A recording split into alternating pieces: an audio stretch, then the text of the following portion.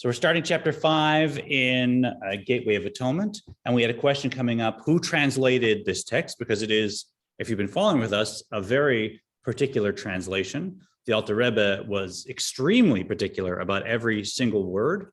It was said that he would review the entire Tanya in his mind before changing even a vav, even one letter in one word. So every word was thought up by one of the greatest Kabbalistic masters.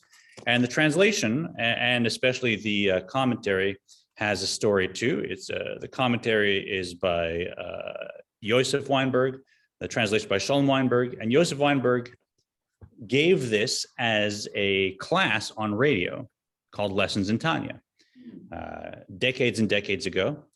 And he would prepare the class in Yiddish, and then he'd give the class. But before he gave the class, he would actually send the transcript of what he was going to say to the last Rebbe of the Chabad movement, Menachem Mendel Schneerson. And Menachem Mendel Schneerson, the Rebbe, would give feedback, commentary, insights. So this commentary is considered above all other commentaries in that it was reviewed and there's influences in it from the last Rebbe of this system. So not just a great commentary, and the translation, I think you'll agree, was very carefully produced as well for us. Really a beautiful book. So where are we on our journey? We started the first 3 chapters looking at some definitions. What is tshuva? What is kapara?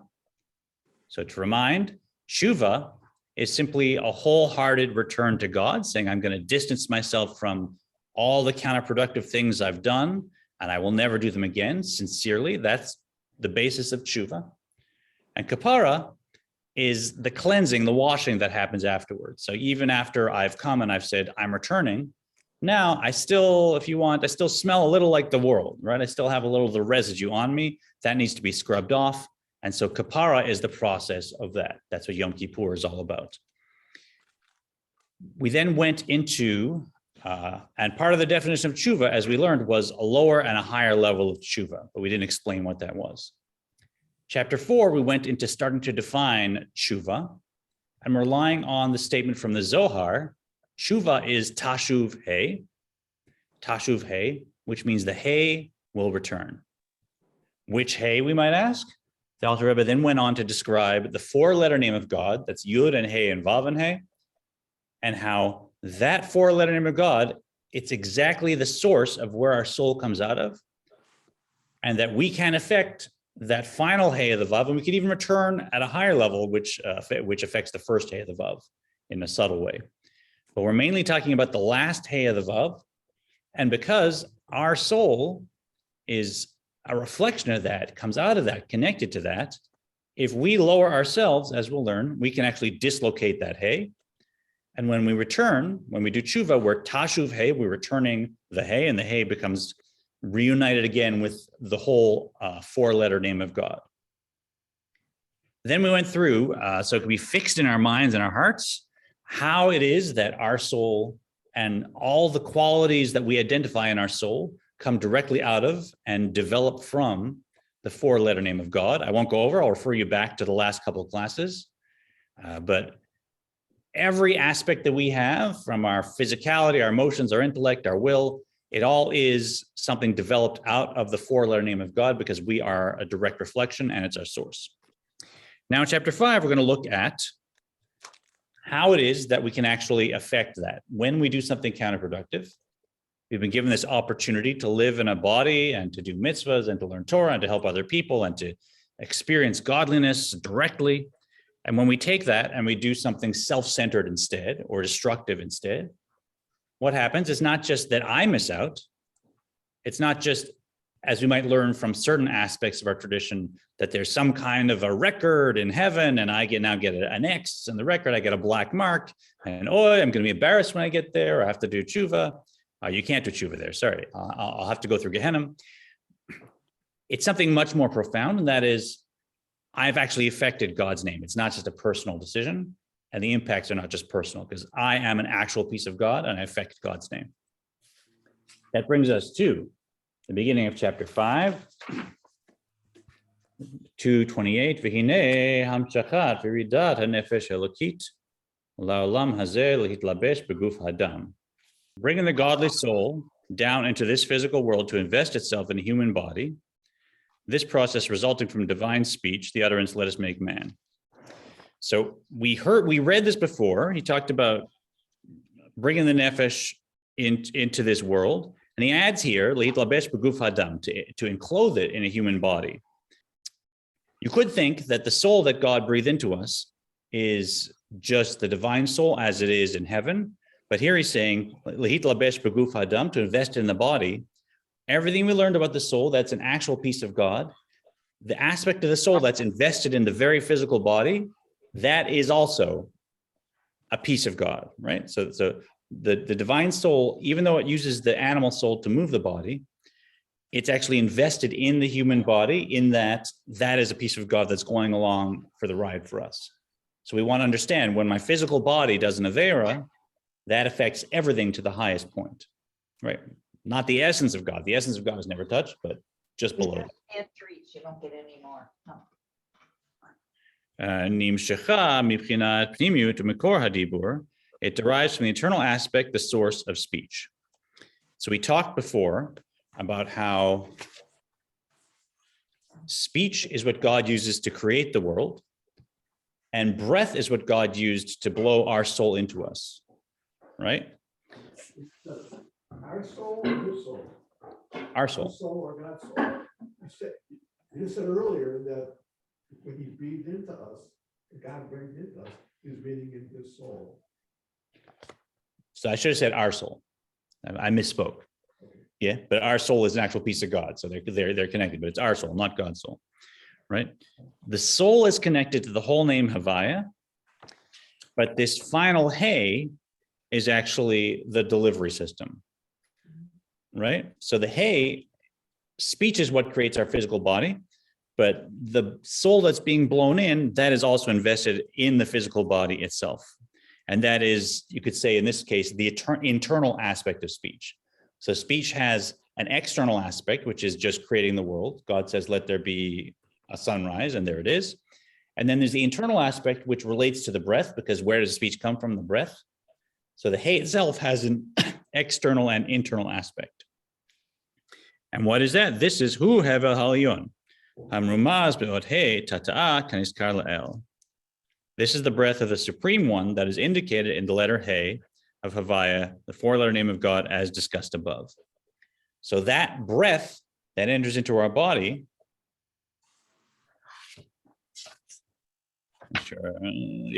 that breath that enters into our body, that is coming directly from the letter Hey, and that is, you could say, the internal aspect of God's speech, which relates to God's breath.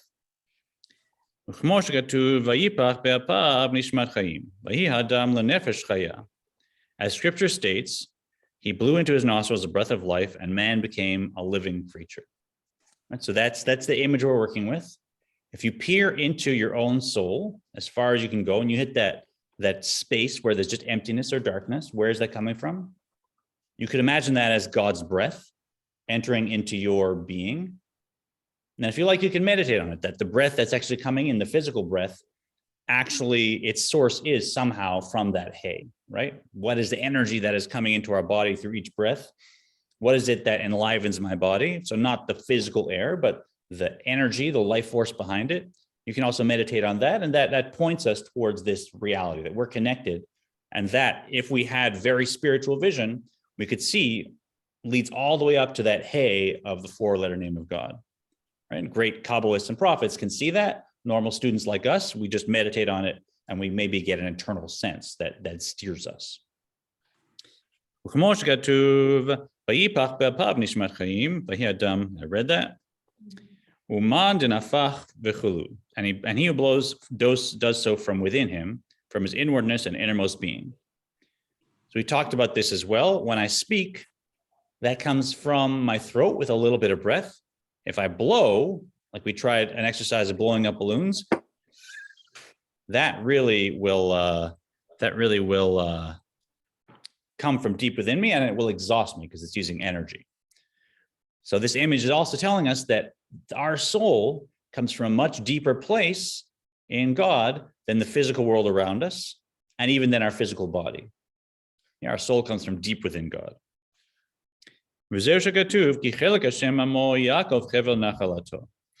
So now we've seen Ki Chelek Hashem Amo. We've seen, let me translate. This then is the meaning of the verse. For God's people is a part of God. Jacob is the rope of his inheritance. So we've seen this. Ki Chelek Hashem Amo. We know that we're a piece of God. We're an actual, not a ray from God, not some light from God. We're an actual piece of God here in the physical world. What's the second half? Yaakov Chevel Nachalato. All right, Jacob is the rope of his inheritance. So we're going to use this second half of the statement to understand how we can dislocate that last hey of God's name. We're Yaakov, we're Jacob. Nachalato is our inheritance. That's what we get from God. And Chevel could be the portion, but also can be translated as rope, as an actual physical rope, right? Which I assume you measure things with a rope sometimes. So they use the word for both of them. It's the measure, right? So that is the portion of our inheritance, or it is the rope of our inheritance. So what's the analogy? Perush, kmo chevel al derech mashal, sherosho acher echad kashur lamala v'katzehu lamata. So the analogy, and this you can really use your imagination to meditate on, is of a rope whose upper end is bound above and the lower end below. That's what we are, right? Our soul is not a independent energy that comes down and is here in us. It actually is a rope directly flowing out of and developing from the hey of the four-letter name of God. Yeah, most of us just wake up and we experience the physicality and the emotions and the thoughts of our souls. And most of us don't recognize that we are actually, as the Laibl says, an umbilical cord flowing up to God or a rope flowing up to God. But that's what this beautiful statement from the Torah says, and the Kabbalah expounds. You really want to understand at all times that we're walking around and we are tethered, we are harnessed to the very highest point in the spiritual cosmos, to the four-letter name of God that transcends everything. So I should never think that if I'm having some thought, or if I'm letting myself loose with speech, or if I'm doing something with action and it's just me and whatever, I should never think that it's just me. It always is affecting the source of all things. And so of course it affects everything else as well, because when I affect the source of the world, I'm affecting the whole world. I send little waves out that affect everything. כי הנה, פשט הכתוב מה שכתוב, ויפח הוא להורות לנו, כמו שעל דרך משל, כשהאדם נופח לאיזה מקום. The simple meaning of the words he blew is to instruct us that just as, for example, if one blows in some direction, we can all try this, right? We can find something that will move. I have to go back, so if I blow, right? If I blow in some direction, ...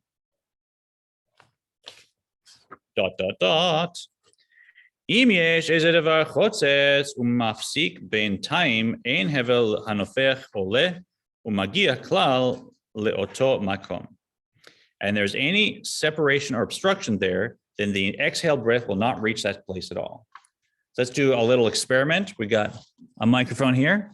I assume you at home, if I blow on the microphone, even gently, I assume you can hear that at home. Not if you're watching. Can you hear that? You hear that on the mic, yeah? You don't hear that? It's a good microphone. Hear that? That you heard. Some no's and some yeses? How do you blow on this mic and you don't hear it? That's a crazy microphone. It's a great mic. I tried this last week. You said you could. You hear that? That you heard, okay.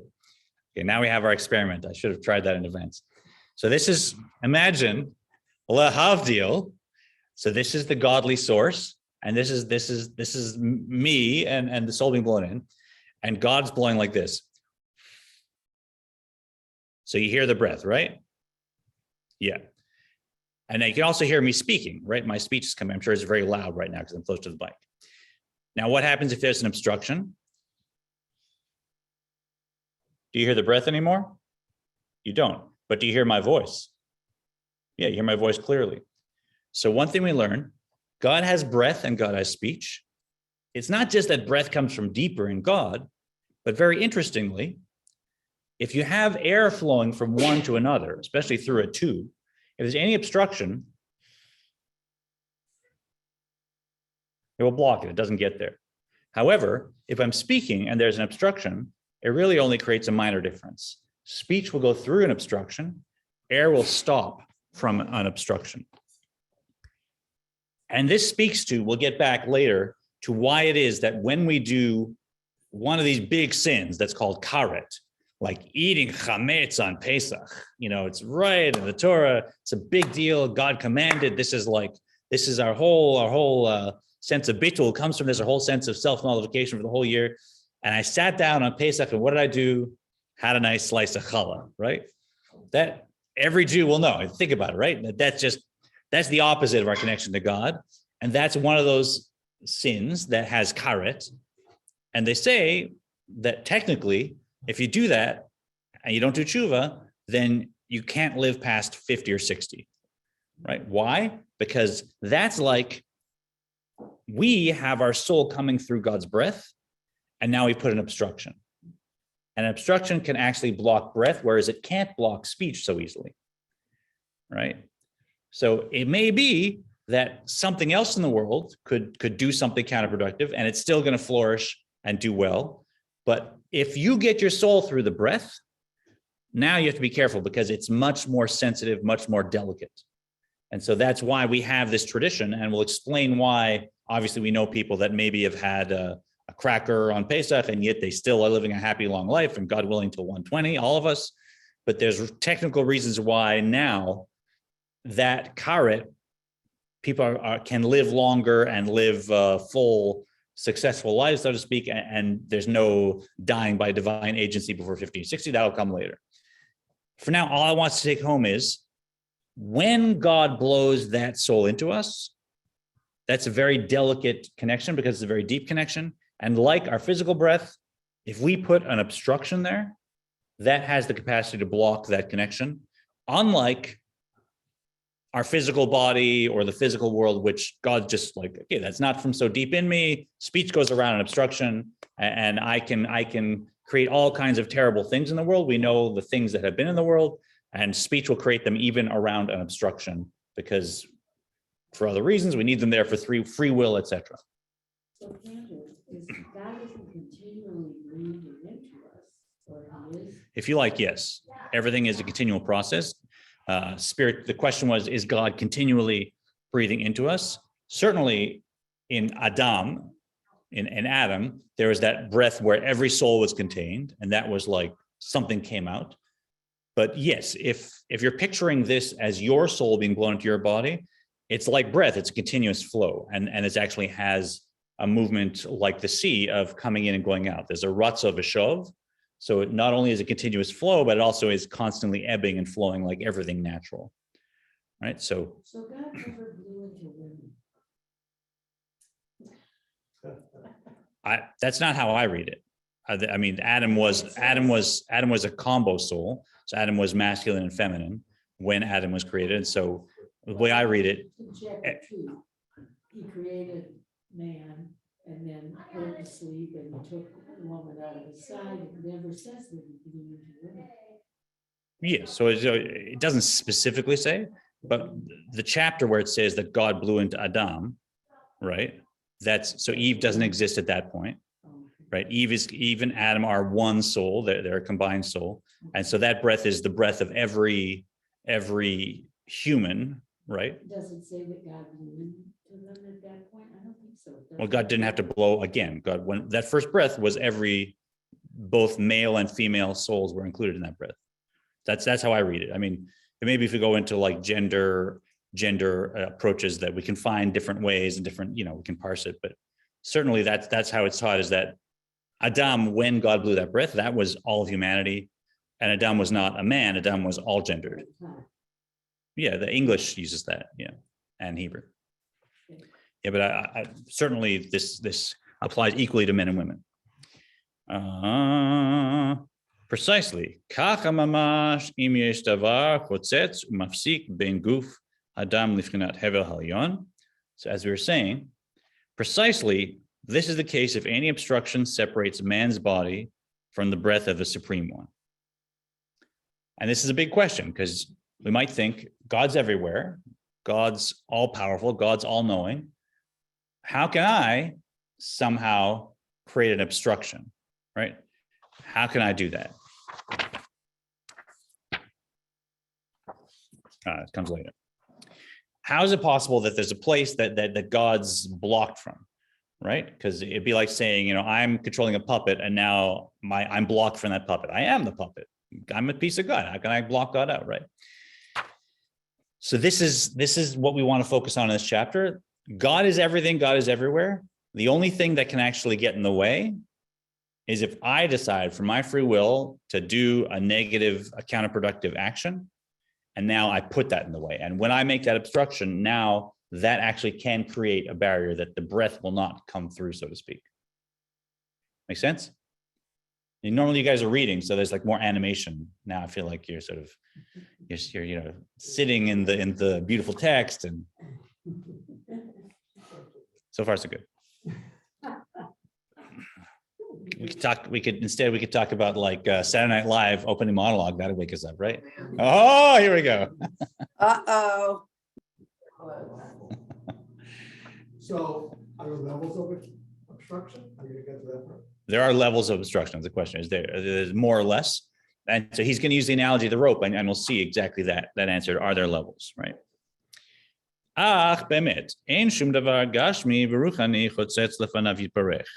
The truth is, nothing material or spiritual is a barrier before God. We say God's creating everything. God is everything. God is everywhere. You're going to create a barrier. God is the barrier, right? I mean, God is everything. So God's going to block God from God. That doesn't make sense. And he's going to give 5 different quotes. Ki halo et hashamayim v'haaretz ani maleh. 4, does God not fill heaven and earth? God says, I fill heaven and earth. You're going to block me? Also, all the world is full of God's glory. Similarly, right? So I'm eating that chametz on Pesach. God is that chametz. That chametz is full of God's glory. How is it possible that me, a spark of God, are going to block God's glory with God's glory, right? Also, there's no place devoid of God. And in the heavens above, on the earth below, there is none else. There's not even anything subsidiary or extra. It's just all God's essence. And he fills all worlds. And when the Alter Rebbe usually gives 2 to make a big point, 3 to make a huge point, here the Alter Rebbe gave 5 quotes. And rest assured, if we had the time and the inclination, we could go in and discover how each quote brings an additional element, right? So I know sometimes we talk about like, we have a meter of like how many quotes the Alter Rebbe brings to make how important this point is. But keep in mind that each of them also brings a very profound detail to the theme, that it's really a problem to think how God could somehow not be anywhere, that we could obstruct God. Ele, right? Mhm. And the point is, Ele k'mosh katuv b'Yeshayahu. Ki im avonotechem hayu mavdilim benechem levein Elokechem. Rather, as Isaiah declares, only your sins separate you from God. Only your sins separate you from God. So 2 points. One is, that is the one phenomenon in the universe that actually is contrary to God's will, right? Everything destructive in the universe, believe it or not, you know, earthquakes, and when a lion eats a sheep and now I don't have my sheep anymore and the sheep lost his life, it's all functioning exactly according to God's will. God made lions to eat sheep. God made earthquakes. Who knows why? We can't understand. God forbid they should ever happen. But all that is following God's will exactly to the dot, to the letter. The only phenomenon, as we've learned in the universe, that can say, yeah, God wants me right now to do X, and I'm going to do Q, right? We're the only thing, we're the wild card of the universe that can say, you know what?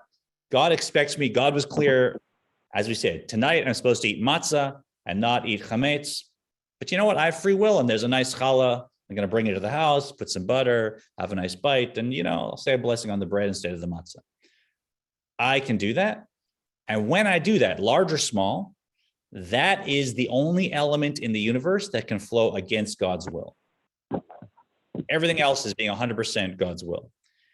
So that's why when I do that, when I do a counterproductive act in Judaism, that actually does have the capacity to block that flow, even though God is everywhere. That's point one. And point two is even more beautiful, I think.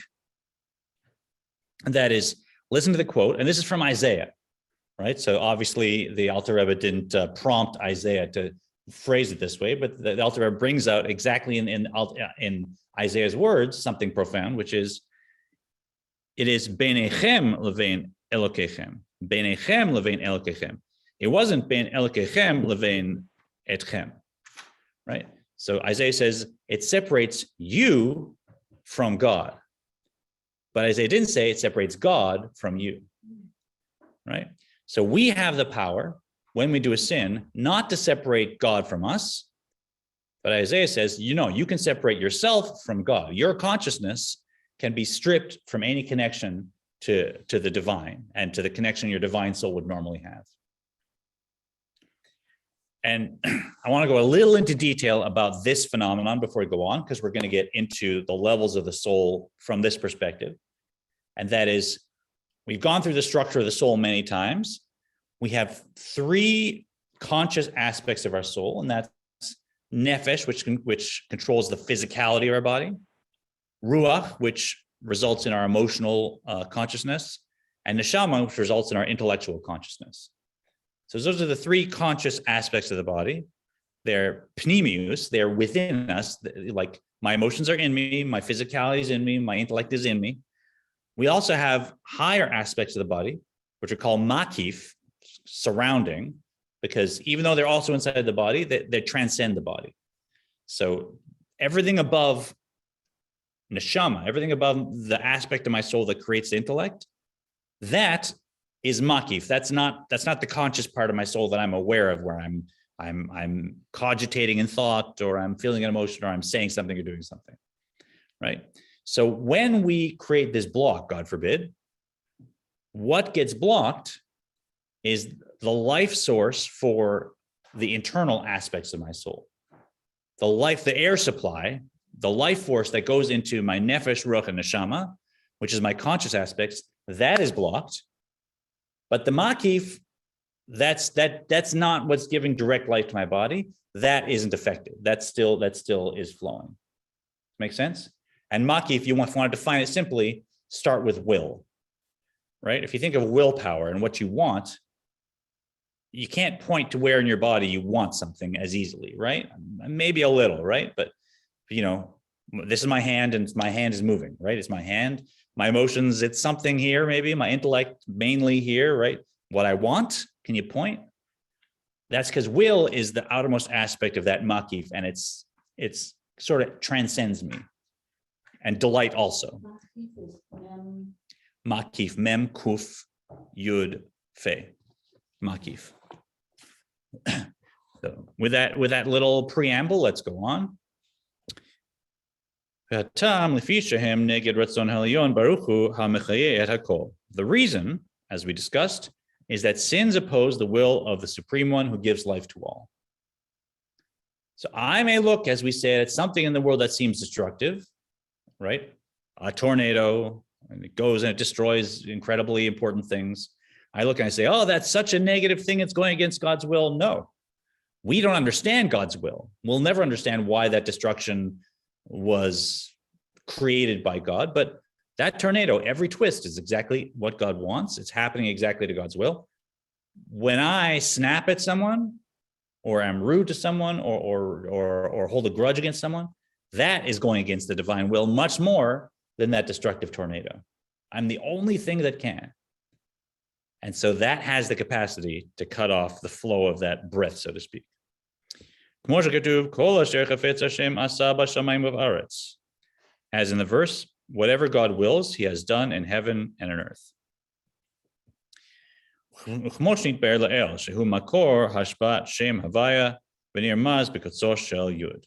And we reviewed this in those complicated lessons. It's been noted that will is the source of the sustenance issuing from the tetragrammaton, and it's represented how? In the thorn on the top of the yud, in the kotzo shel yud. Right. So remember when we went through those crazy letters and the yud had that crown on top? We said that's keter, that's divine will. That's has to do with that makif. This then is the meaning. Now the Alter Rebbe gets back to that question of how it is that some people live past 50 or 60 when they've done a sin that involves that kind of excision.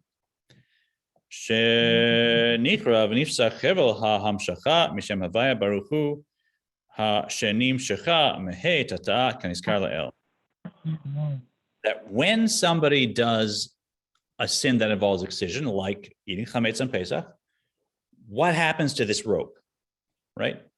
If you imagine not breath, but a rope that's attaching us to God, a rope is made up of what?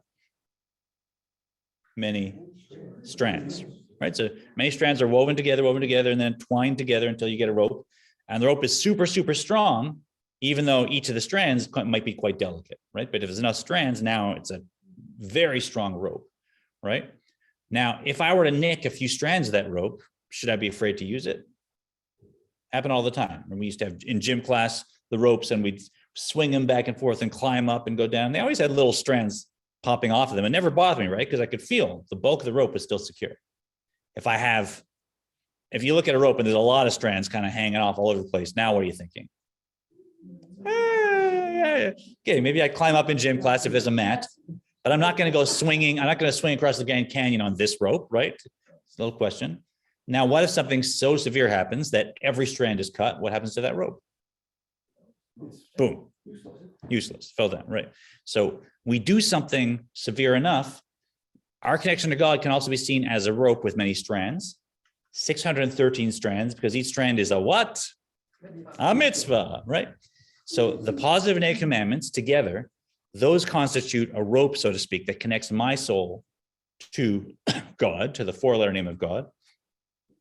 And if I start doing averas and missing mitzvahs, what happens? I'm snipping. Some sins are so severe, it's not just a little snip, the thing is severed.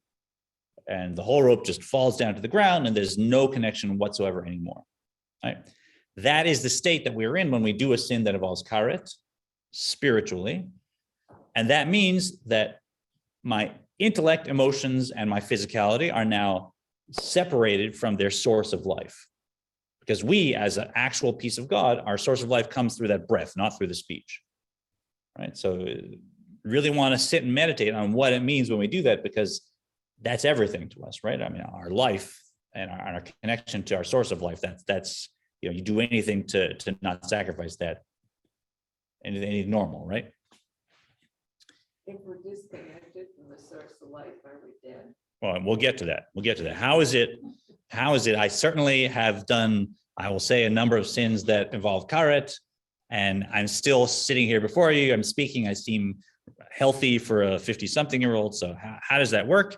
The Alter Rebbe will elucidate. Do we get it to today? All right, it's a short chapter. We'll see. As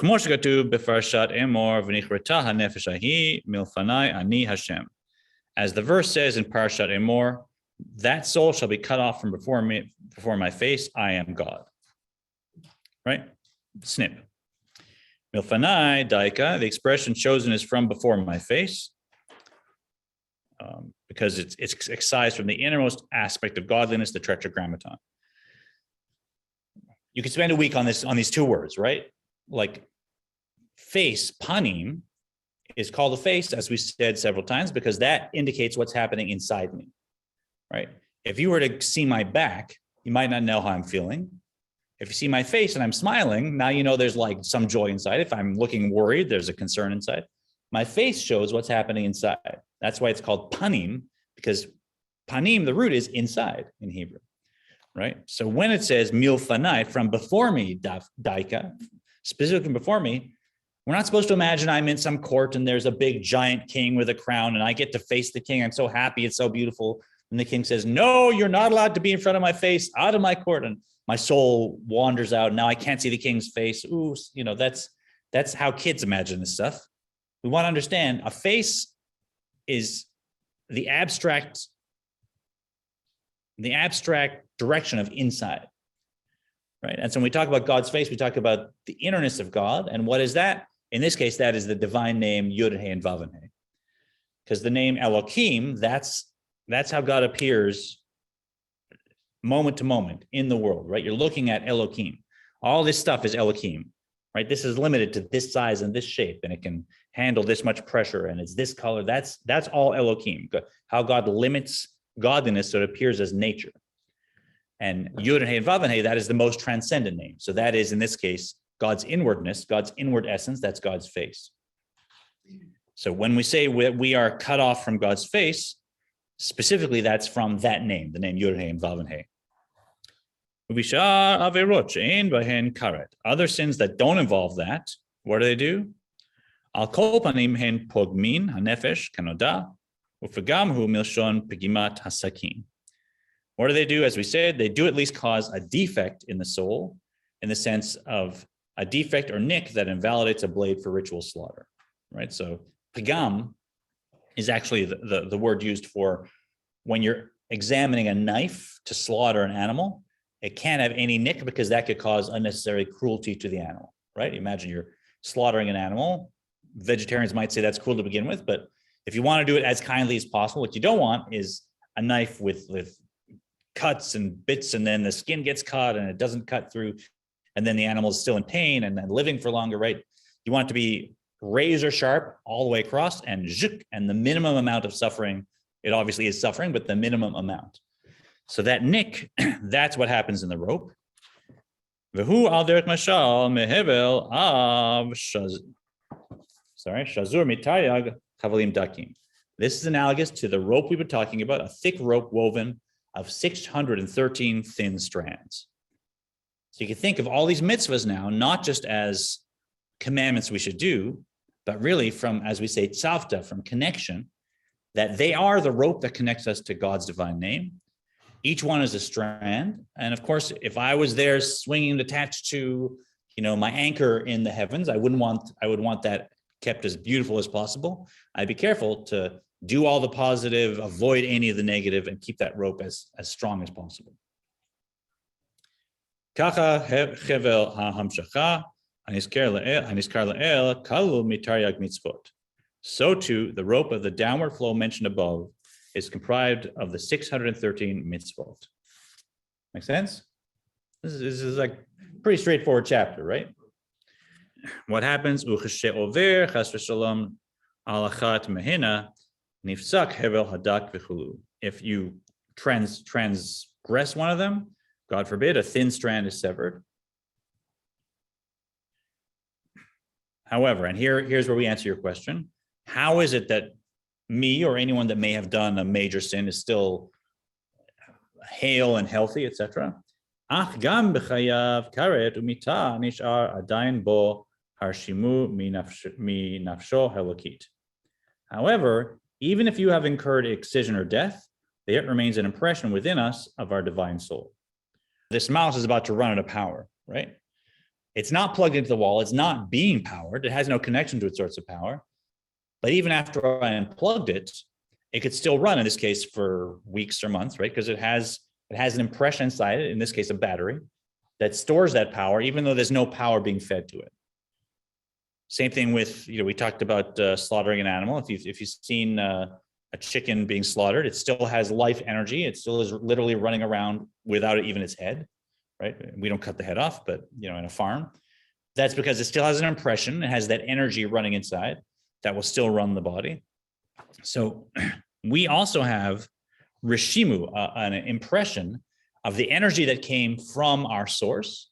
And even if we completely cut off our connection to it, there still is enough of that energy in our internal powers that we talked about, the 3 bottom levels of the soul, that our body can still function physically for 50, 60 years, depending on the sin. So that's that impression. But the impression is from the internal powers. The internal powers are the ones that were powering the body, and those leave the impression. The makif, the external powers, are still there connecting to the body, so to speak, but they don't have the power to enliven the body.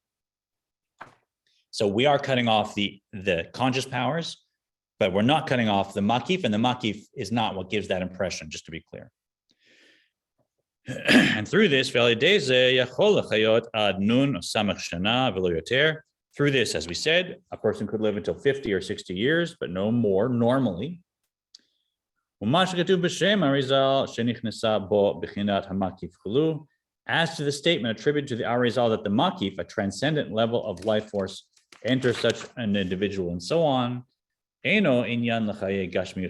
is irrelevant to the life of the physical body. Umari ad nun shana applies only until 50 years, or until the contemporary period, as we noted. We may touch on this point that in the contemporary period, because mainly of the exile of Shekhinah, all the energy of the world is actually coming through makif and not through Pnimi anymore. So even though we say our soul comes from Pnimius, that was more in the time when the temple stood and there was a direct connection to God's Shekhinah right on the earth. And you could say, yeah, your soul came right from the Pnimius. But with the Shekhinah, with the destruction of the temple, and with the exile, it shifted. And in this period, really all energy comes through makif. And the Alter Rebbe will explain in the future why that is, that explains why people can live a long life and a life of good things and riches, even if they should have had karet happen. That's not central to the book, it's a side point. But it does bring to a point I want to finish on. Yeah. Oh yeah. Yeah, we can do tshuva, that's the point. So we want to understand the effect of the Avera, and that'll give us the desire to do tshuva, because that will repair the connection and make it even stronger than before. So all this karet business, you can do tshuva and then it's gone if you do it properly. Yeah, but even though, I want to leave with this point today, even though our sins can interrupt our connection to God's will for us, as we learned, I have free will, and although I can't interrupt God's connection to me, I can interrupt my connection to God. The higher truth is God's connection to us is always there. Why? Because what's affected is God's will, God's ratzon. What's not affected is the Baal haratzon, the one who it is their will, right? So we say God's will is this very, very lofty aspect. Even within the most transcendent name of God is just that crown on the top of the yud, because it's transcending even God's transcendent name, if you will. And so when we go against that will, we have the power to cut ourselves off from God. But for God, it's God that decided God wanted something, right? So God has an aspect that's above even God's will. And for the Baal haratzon, for the master of that will, for the one that is creating that will, I was like, okay, I'm still here. You're still a part of me and my essence. And that essence that's within God has never changed, even when I have gone against God's will. So from a makif point of view, right, that those transcendent aspects of our soul, they are not, certainly the essence of our soul is not affected by anything, even karet. But here I am, I'm living in my conscious aspects of my soul, and I very much want that to be connected to my life force. So that's where we're working. As we said, we can cut off that flow of breath. We can sever that rope. And as we learn to do tshuva, we'll understand that we're going to return the hay, reconnect the rope, and make it stronger even than before. Any questions? Straightforward chapter, no? Questions for anyone on our Zoom? Wonderful stuff. It's been beautiful learning with you. I hope I'll see you again. We're going to take I think maybe a few weeks off. I'm away for Thanksgiving, but look forward to continuing when we meet again. Sei gesund.